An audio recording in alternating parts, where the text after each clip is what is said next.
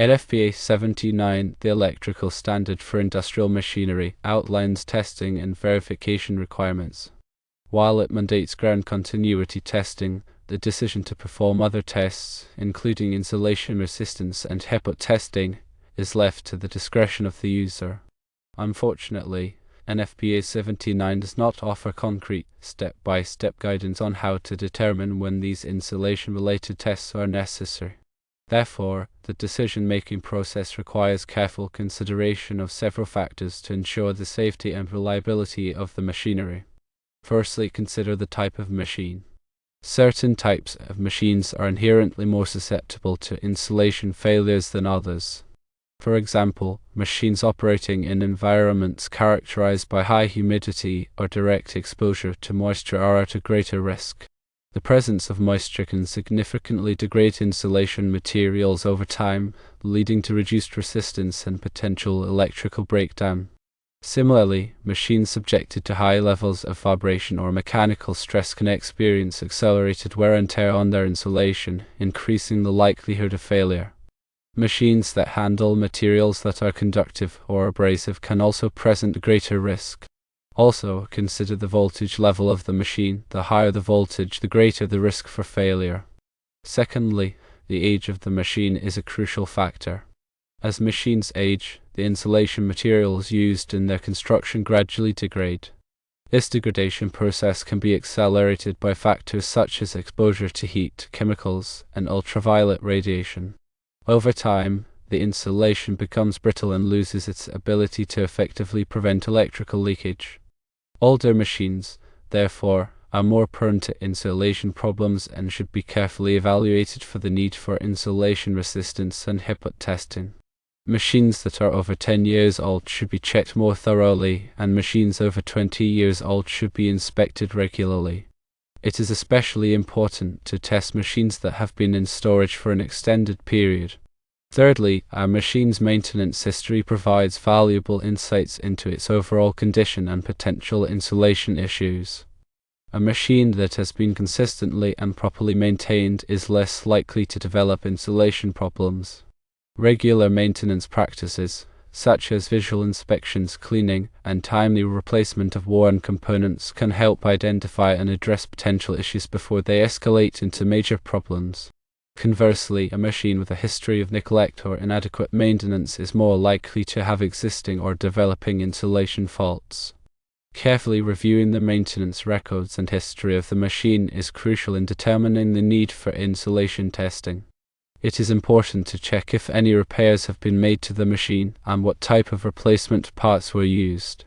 When faced with uncertainty regarding the necessity of insulation resistance and Hipot testing, it is always advisable to seek the expertise of a qualified electrician or a certified testing technician. These professionals possess the knowledge and experience to thoroughly assess the machine's specific risk factors and provide informed recommendations on whether testing is warranted. They can conduct a comprehensive evaluation of the machine's operating environment, maintenance history, and overall condition to determine the potential for insulation-related problems. Their expertise can help ensure that the appropriate testing measures are taken to safeguard the machine's safe and reliable operation. In general, it is a prudent approach to perform insulation resistance and Hipot testing on any machine that meets certain criteria. This includes machines that are critical to the operation of your business. Machines that play a vital role in production processes or other essential functions should be tested to minimize the risk of unexpected downtime due to insulation failures. The disruption caused by a failure can be significant, so testing is a worthwhile preventative measure. Machines used in hazardous environments, such as those with explosive atmospheres or corrosive substances, should also undergo regular insulation testing to ensure the safety of personnel and equipment. The presence of flammable materials or corrosive agents can exacerbate the risk of electrical hazards, making insulation integrity even more critical. Lastly, machines that are old or have a known history of insulation problems should be subjected to periodic testing to monitor their condition and detect any signs of deterioration. This proactive approach can help prevent catastrophic failures and extend the machine's lifespan. Insulation resistance testing, often performed using a megometer, measures the resistance of the insulation material to the flow of electrical current. A high resistance reading indicates good insulation, while a low reading suggests potential problems. The test applies a direct current voltage to the insulation and measures the resulting current. The insulation resistance is then calculated using Ohm's law, which states that resistance equals voltage divided by current. The test voltage is typically 500 volts direct current or 1000 volts direct current, depending on the voltage rating of the equipment being tested. The minimum acceptable insulation resistance is typically 1 megohm, but this can vary depending on the equipment and the applicable standards. Hipot testing, short for high potential testing, applies a high voltage alternating current or direct current to the insulation to verify its ability to withstand electrical stress. This test is designed to detect weaknesses or defects in the insulation that may not be apparent during normal operation. The test voltage is typically significantly higher than the machine's normal operating voltage. For example, for a 480 volts alternating current machine, the Hipot test voltage might be 1000 volts alternating current plus twice the rated voltage, or 1960 volts alternating current. The duration of the test is typically 1 minute. During the test, the current flowing through the insulation is monitored. If the current exceeds a predetermined threshold, it indicates a breakdown in the insulation, and the test is considered a failure. The specific test procedures and acceptance criteria for insulation resistance and Hipot testing are outlined in various industry standards, such as those published by the International Electrotechnical Commission, or IC, and the National Electrical Manufacturers Association, or NEMA. These standards provide detailed guidance on test voltages, test durations, and acceptable leakage current levels for different types of equipment. It is essential to consult these standards to ensure that testing is performed correctly and that the results are interpreted accurately. By performing insulation resistance and Hipot testing, you can proactively identify and address potential insulation problems before they lead to equipment failures, electrical hazards, or costly downtime.